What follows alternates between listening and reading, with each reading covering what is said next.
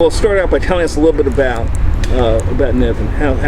What was he like, and why do you think that there was no chance that he committed suicide? Okay, Nevin, he was real respectable, quiet but outgoing. He loved to go to church and be involved in kid stuff. You know, he works.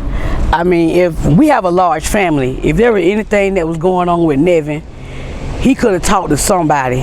You know, I don't see suicide as a way out because he has a family that love him. He's not a street guy, so he don't get into like trouble out in the streets, you know, or anything like that. So I just don't understand how can they say it's a suicide. So when did the family last see him? Well, I wasn't here, but according to his grandmother, that he was here. They seen him like 11 o'clock that night. 11 o'clock that night, he was sitting on his porch right here, drinking some lemonade and charging up his phone. And when they looked out again, he was gone. He was gone. Like he walked down the street somewhere and just disappeared. So he didn't mention anybody having a beef with him, or him having a beef with anybody? No, sir. Or anything no, else sir. Like that? No, sir. His friends loved him. Actually, they say he was the coolest guy in the whole group. So when did the family realize something was wrong? Well, they started looking for him like after 12 o'clock. After midnight, you know, because he don't stay out like that. He don't, you know, he's not a street walker or bad guy, like I said. So after midnight, they started looking for him, and I guess like 3 o'clock, that's when they found him, like around between 1 and 3. Yeah, so.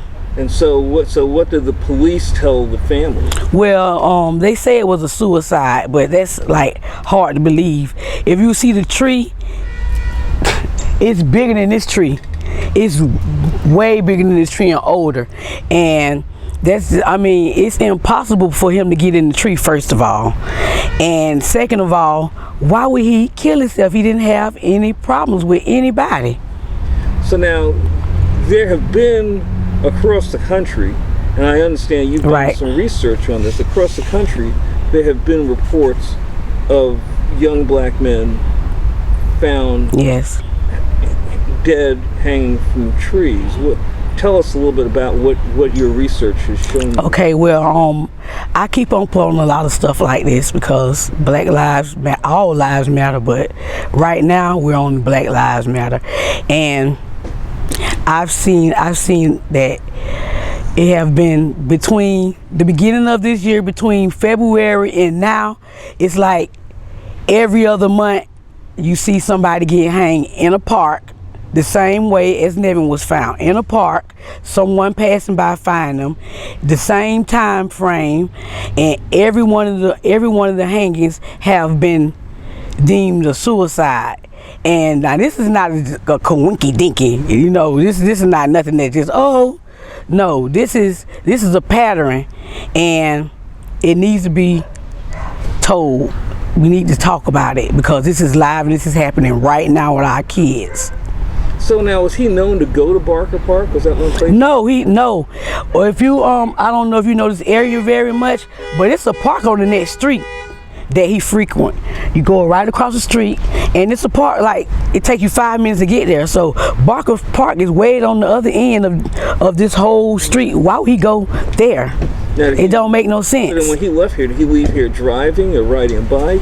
He left here. We're not sure of exactly what happened after he was sitting on the porch, drinking lemonade, and that was it, and charging his phone. And after that, nobody knows. We didn't see him anymore. The family didn't see him no more. So it sounds a little bit out of character for him to be way down here, because I'd say Barker Park from here would probably be about 2 or 3 miles. Yeah, too far, and he walks. And this is at night, right? Yes, it's at night.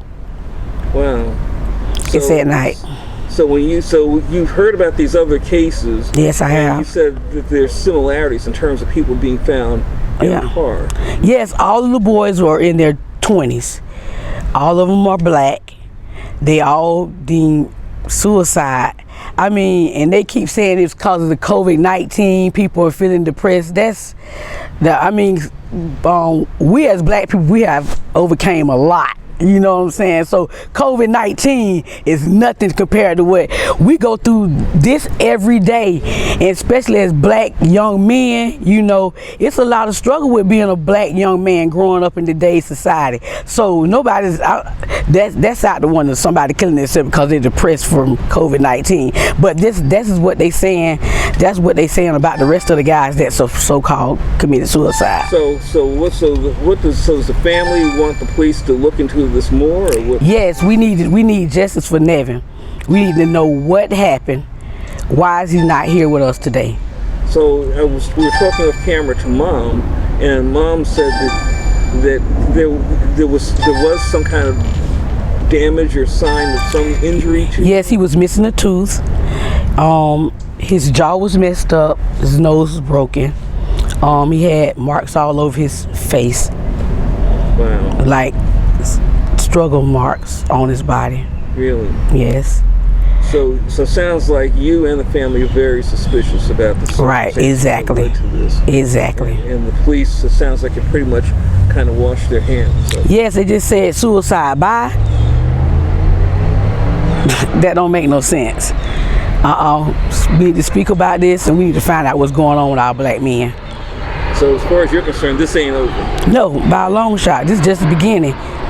Nevin didn't die for nothing. We finna open this up. We finna find out what's going on.